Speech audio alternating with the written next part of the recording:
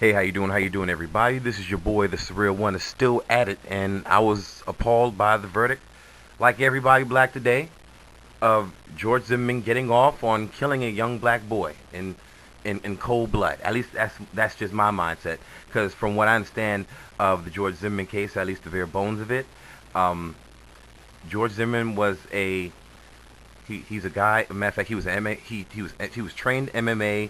He wanted to be a police officer. He was a neighborhood patrol guy, and on that night, he observed a young black youth in a hoodie, and he deemed it suspicious. So what he did he called 911, and after the 911 dispatcher said, "No, don't pursue the guy," he pursues the guy anyway, trying to confront the guy. What was he going to do after he confronted the guy? Well, we soon found out that there was a scuffle after he confronted the guy. So he goes from neighborhood watchman with no real authority and instructed by the 911 operator not to engage the guy. And the thing is, there was also that lady with the glasses that taught George Zimmerman all about the neighborhood watch, and he was told not to confront the potential attacker. And keep in mind that this potential attacker was just a young boy in a hoodie in the rain, like you'd wear a hoodie in the rain.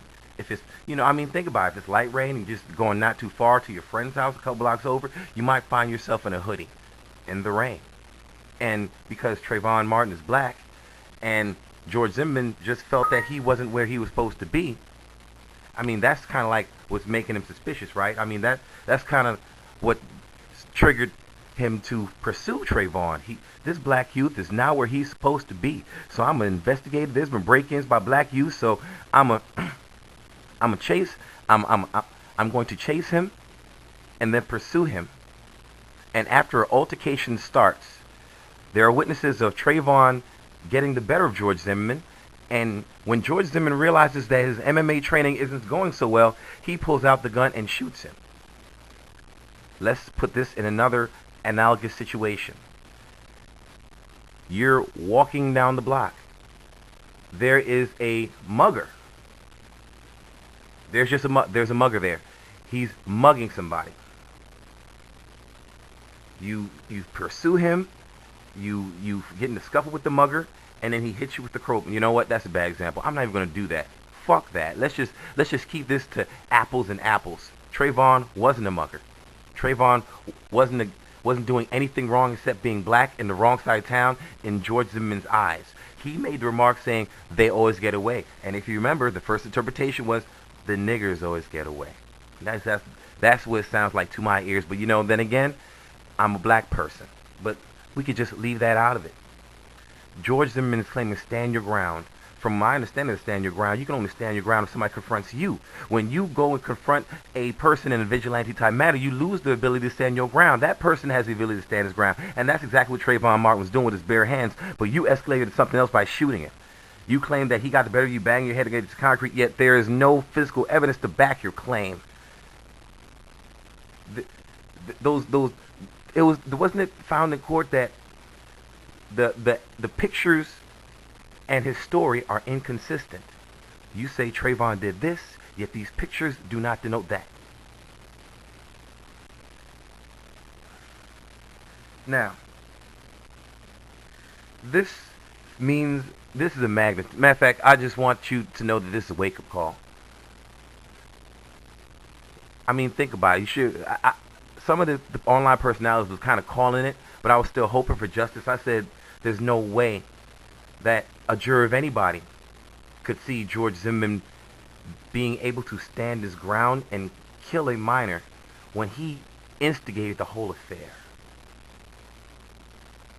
How can you stand your ground when you instigate the whole affair? It boggles my mind. But then it also boggled my mind when there was just 6 juries in a trial of this profile, of this magnitude. Have you ever heard of that? And they made sure that the 6 juries weren't black. They made sure that none of them weren't male. I thought the jury was supposed to be a jury of your peers. Now, I just saw on on a Yahoo Web news site that the demographic of that county in Florida is like 85% white and 15% black. So just by the sheer number of 1 in 6, it should be at least one black person.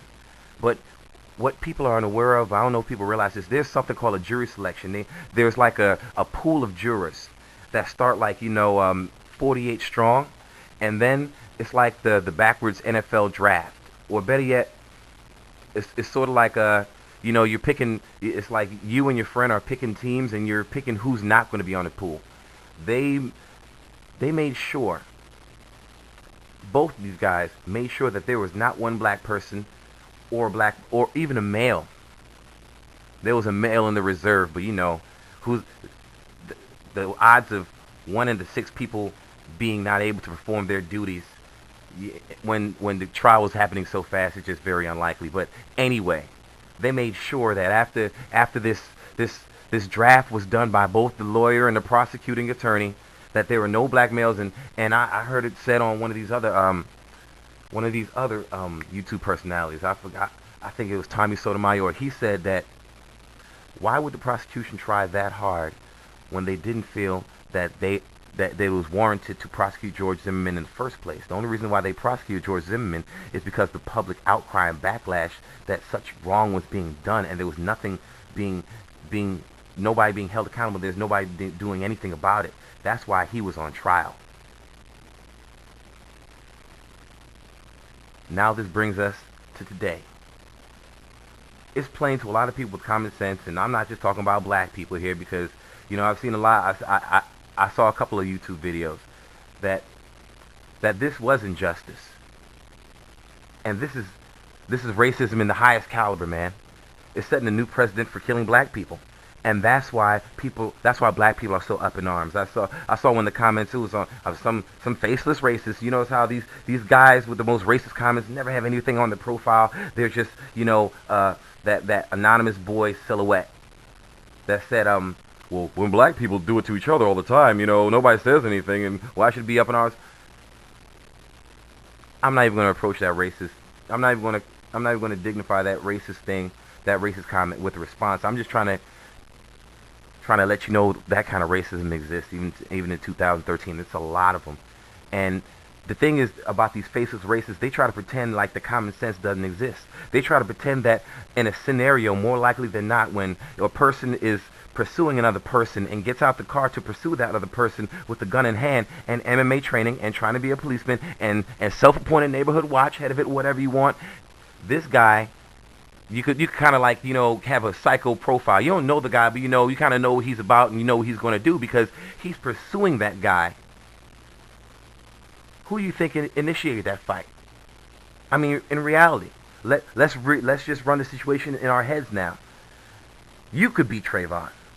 You're walking, you're minding your own business. This creepy ass old dude is chasing you. He's apparently chasing you because first he was driving around in his car, and then it was in the testimony that he called somebody to indicate, hey, this guy's chasing me.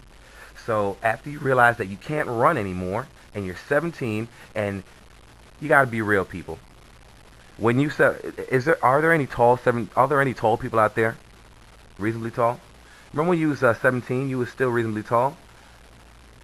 Was your young mind, still respective of your tall physique, or did you still have the mind of a 17-year-old? Meaning that you might be scared of a grown person who's shorter than you and a little bit thicker than you, who's chasing you. So you run. That's exactly what he was doing. That's what the witnesses state, right? Or that's what the statements in the court says, right? So he's running. Then you get to a point where you can't run anymore. Who do you think throw the first blows? Because, of course, Zimmerman, what do you think he does when he confronts Travon with his comments saying, oh, they always get away? You could speculate with no certainty, but amount of common sense would say that the conversation went something like, what are you doing here? Well, why are you walking around? And then, you're Travon. Why do I have to answer to you? Leave me alone. I'm just going to my friend's house. But do you think it stops after you answer his questions, or let's say you don't answer his questions? You have a right to not answer his questions since he's just a creepy old dude running after you. And do you want to run exactly home since he's a creepy old dude running after you and might be able to follow you? And it's a intent that he's going to follow you because he's been following you around the neighborhood. You want to bring that to your house and to your mother and to your family? No. So it somehow gets physical. Now, Who's MMA trained? I believe that George Zimmerman is MMA trained. So the MMA trained dude and a 17-year-old kid, who's more likely to get physical in the confrontation when the MMA dude confronted the physical 17-year-old kid? Come on, man. Common sense will tell you that, but you know what? That's how you see the racism in people. People ignore that aspect and ignore the whole common sense theme of it. They'll act as if Travon Martin was an angry thug. It's evident from those pictures on Facebook and on MSNBC. Matter of fact, how about you Google like a couple months ago when there was found that a couple of those news networks were photoshopping Travon Martin in those thug poses that they posted. Why do you think they did that? To gain some Zimmerman sympathy, to try to dehumanize Travon a little bit more so you wouldn't sympathize. And that's why they didn't prep his mom. That's why they didn't prep his girlfriend to get on the stand.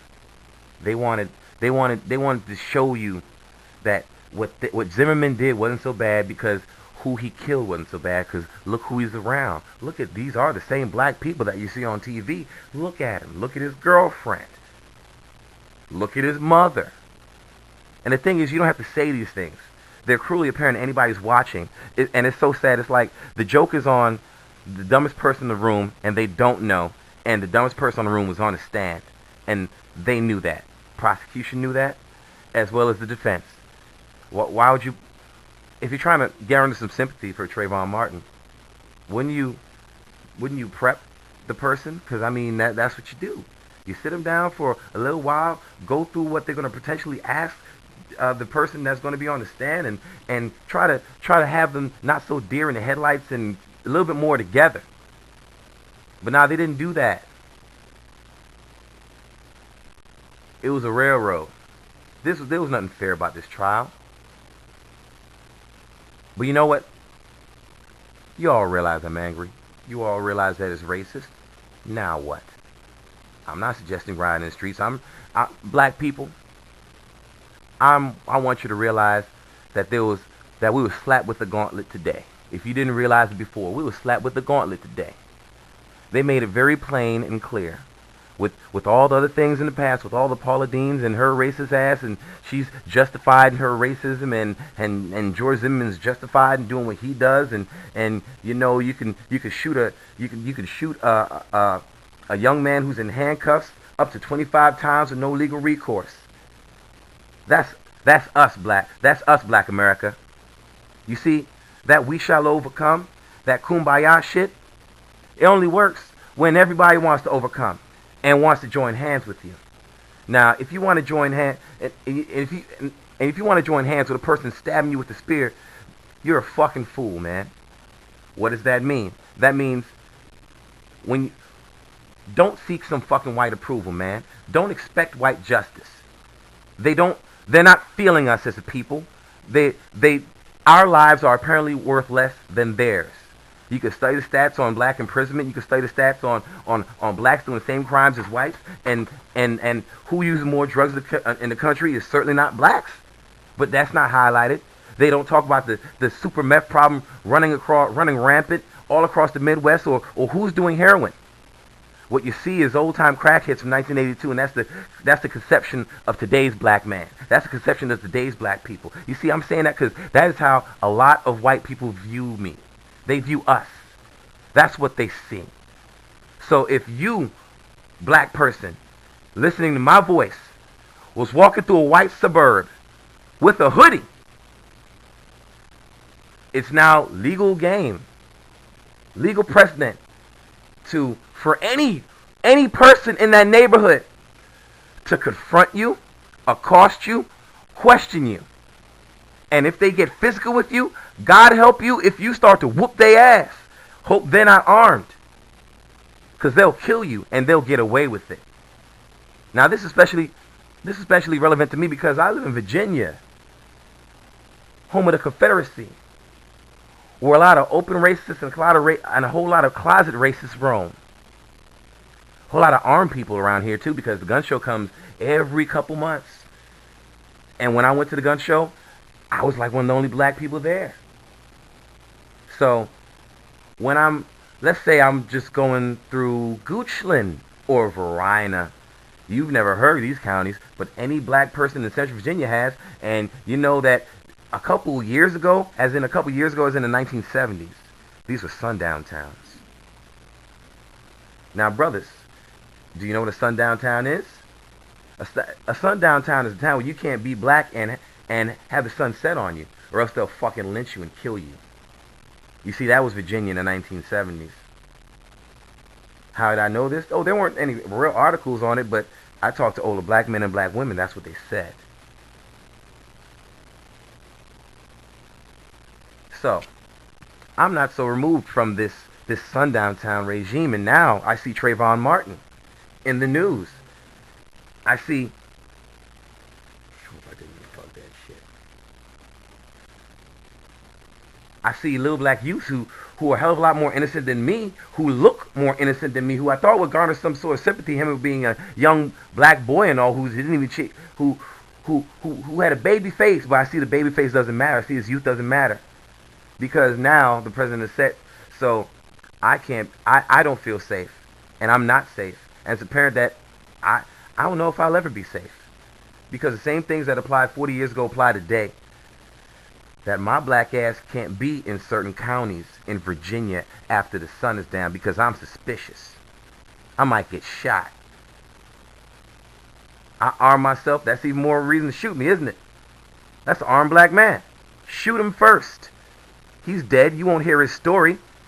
He tried to shoot me. And the thing is, since you could demonize Travon Martin, of course, that's what you do to me. It's for one that had a gun. Oh, look at his Facebook posts. He was so pro-black, which some take it as anti-white. I don't know why. But that is why the black people are up in arms. And the black people, I want you to realize that you don't have to riot to make a difference. Identify an enemy right now. I want you to go to work. I want you to hang around all your friends and don't say shit about Travon. Wait for all your white friends and everybody non-black to say what they got to say first. Or try to overhear them. And know who thinks of you as what. When the chips are down, your friend might not be your friend. So how can you fight this? How can you empower yourself a little bit more to stop and curtail this crazy injustice, this terrible racism that you got to endure? Well, you got to empower yourself. You see, the less you lean on a person, the less they can do to you. You see, let's say that let's say black people didn't depend on white people totally for their jobs.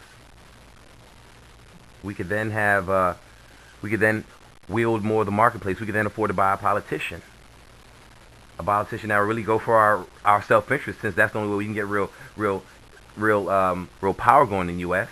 You have to put that PAC money forward and put your agenda forward. We've got to unify, man, because this is what is, and this is what's going to be. They're showing you this right now, man. We've got to circle the wagons and shop from within. Develop from within. We got to get more black businesses going on. Patronize our black people. Start your own black business, because it all revolves around commerce. If you don't have commerce, you don't have power. If you don't have commerce, you don't have money. You're just a dirty mob, man. That's the fucking reality. We're a dirty mob that everybody, pays a little bit of heed to because our numbers are kind of deep. But you know what? They throw us a couple of breadcrumbs and we shut the fuck up. They have the NFL season go on and we shut the fuck up, man. It's not hard to quell a dirty mob. But if there are profit centers amongst that dirty mob that have that mob's interest first and foremost, who could then get into the people of power or start their own or raise up their own political power, or have a real councilman that's really a real councilman, have a real senator that's really a real senator, that really has your interest at heart because he's backed by your black money. And it's all got to start small, man. I'm not saying that this racism going to stop. We could shut this shit down. But we can sure as hell realize what the fuck is going on here, now, and today. That all these people are taking, well, you know, we're giving everybody in the community all of our money. We're shouting with everybody else, but not us. We're empowering everybody else. Because that money is the empowerment, man. You can go out there and hold out a sign if you fucking want to today. It's not going to mean a whole lot. It means more if you have money and then you have a voice. You can have more money, and everybody around you can have more money if you shop black. Because there's a lot of money in the hood. We shop a lot. We just leave the neighborhood for it. This is a call to arms, brothers. If you ever was a businessman, now is the time to launch your business. Because this Travon Martin incident, that Diallo shit we ain't forget about, we've been waiting for a real leader a long time. And the thing is, if you're really serious about what you do, people will gravitate to you. Now I'm not saying to Marcus Garvey. I'm just going to try to do what I can do. I'm going to try to talk to my people in my neighborhood and try to empower them the best I can. When I say empower, I mean teach about how to get money, how to run their own business. And if they have a question about how to run their business or how to make their business grow, I'll answer them and connect the dots in the neighborhood. Because if a man is renting a place in the neighborhood and you have a homeboy that needs a place in the neighborhood, might as well connect that. Have that landlord be black. There's not a lot of them. That starts a little bit of empowerment. And then have that same black person that's now rented from a black landlord, if he was getting clothes from other black vendors and then getting food from other black vendors, he's empowering everybody around him. You see, we need more of that. It's not, you don't got to be a Malcolm X to make a crucial, make some crucial moves, man. And I'm seeing that the older I get, it just takes a little bit of gumption. It just takes you and putting your action behind your words and looking like you give a fuck. Because when you look like you give a fuck, it awakens that give a fuck that your brother has. He might not give a fuck as strongly as you do. He might not care about the community as you do. But you know what? Because he does care about it on that level, he'll support you in the best way he can. He'll look upon you in a better way. And he'll see by your daily actions that you're not trying to run some scam.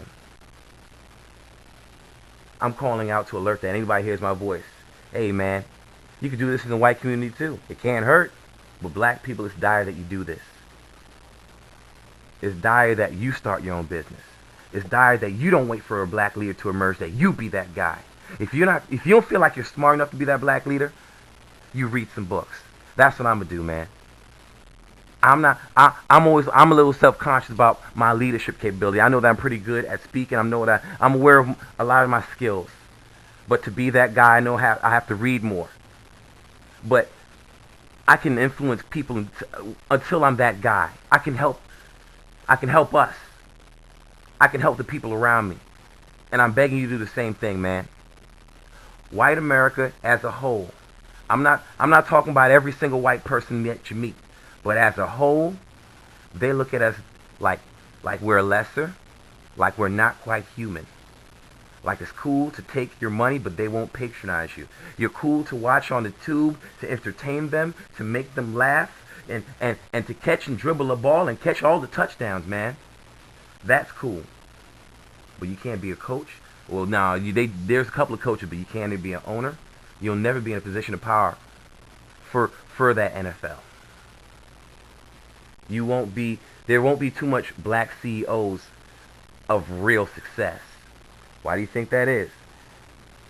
Why do you think that is?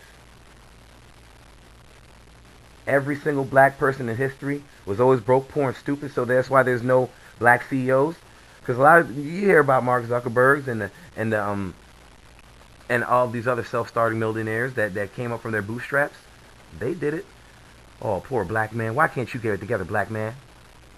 I guess it has nothing to do with institutionalized racism on all levels. The higher you go, the farther you step away from the hood, the more racism you receive. And it's not always call you a nigger to your face. It'll just be people just not calling you. People won't associate with you. They won't network with you. They will not buy from you. They won't actively go against you. They'll just actively shop with somebody else. And it won't be because of who you are as a person. Your race may have something to do with it. And that's the bottom line. I'm long-winded. Of course I am. But I want you to take into consideration that all that I said, this Travon Martin verdict was a very big surprise to me. I thought that even with the racist society that we live in, we can get even 6 jurors. One of them could agree that something's not right about this. The fact that he didn't do anything wrong. He's acquitted of all charges. He didn't do a damn thing wrong in their eyes. That means in their eyes, they want those 6 jurors, those six women, they sympathize and want their husbands to do the same to another young black youth in the same situation. Because George Zimmerman, after all, did nothing wrong. So if you was to be walking to your friend's house and somebody guns you down and you have a packet of Skittles and nothing else in your pockets, oh man, they was within their rights. He wasn't supposed to be here anyway. Oh, he started to get the better of somebody pursuing him like some goddamn Chris Hansen interview victim. Catch a predator type motherfucker. He whoops some ass and then he's dead and then it's alright. George Zimmerman didn't do anything wrong. Black people observe who defends George Zimmerman right now. Observe who defends Paula Deen. It's not always imperative that you argue back with these folks. Just let these cats tip their hands. Identify the enemy. That's the first step. Because they're one with us. At least identify those motherfuckers that really have your worst at heart. And then move on to help you helping yourself. Don't vie too hard for the white jobs. Create your own. Yeah, I know they have more resources than you. It's hard to start your own business. Anything worthwhile is hard to do.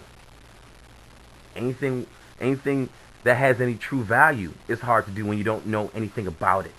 It gets easier the more that you do it. And know this, those jobs that are out there right now, they'll only decrease with the influx of immigration and outsourcing and technology. Meaning there's cheaper labor than you, and there's computers that's going to take your job, daddy.